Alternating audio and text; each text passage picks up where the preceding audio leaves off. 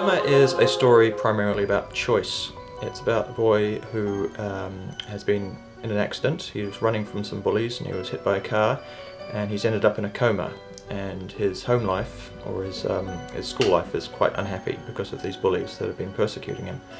And in the coma, he discovers that he's inside this fantasy world, which is largely inside his own head. And he feels safe there for the first time in his life. And he has to make a decision about whether he wants to actually stay in this fantasy world where he feels safe, or make the conscious decision to return to the real world and confront his fears. Well, this film is different. It's unique. It's completely unique as far as I can tell in New Zealand because of the path we're taking with the puppetry.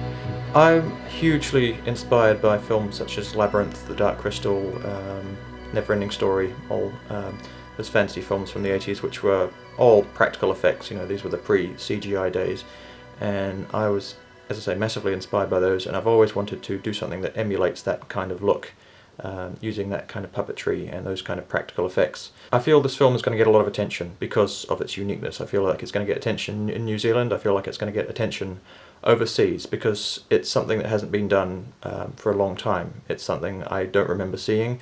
We're trying some stuff with puppets here that I've never seen in any film, and it's addressing some really solid real-world issues that will be quite pertinent to a lot of viewers, I think. So one of the main themes of the film is bullying. The lead character, Simon, is suffering from bullying in school. And this is a subject that has been pertinent for a long time. It continues to be very current in today's world and is addressed strongly in this film, not just in terms of the chasing him home from school and beating him up, but also the cyberbullying that goes on through computers. That will also be addressed in this film. So I think it's something that a lot of people will relate to. It's a very relatable film. They can see that this boy is suffering. They can see that he's finding it hard to carry on because this is happening to him day after day. And when he finally gets to somewhere where he feels safe, he has to make the conscious decision to face his fears, to come back to reality, and realise that this is not his whole life, that it will get better in the future. I think that shows a lot of strength of character and will make him quite an appealing character. Okay, so we're just testing the Sherpa. So take a few steps. My involvement is producing it. I've worked with HAYNES before in terms of another puppet movie, so I have a huge understanding from that learning curve in terms of how we have to deal with puppets on stage and how much time is involved in choreographing the different actors who are managing the puppets. Get alongside!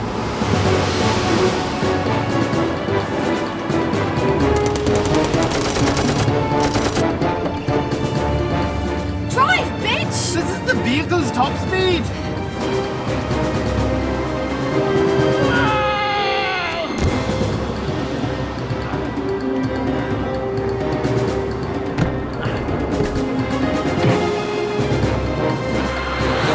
We are being constantly approached by people, industry professionals across all fields of production who want to be involved in this film, who want to help it succeed because of what they can see in it, because of the potential they can see in it.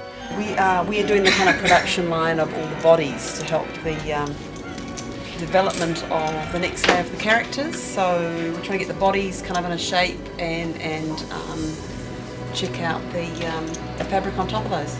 So this is a flint arrowhead made out of kneaded, which is like a 2-part epoxy clay stuff, and then just napped with a knife. After this movie is made, I can see definitely the New Zealand film festivals. We are definitely going to go for the A-list festivals, and I believe with all the right ingredients it will make for a very, very different type of New Zealand short film. And we are so looking forward to getting it completed and showing it to the world.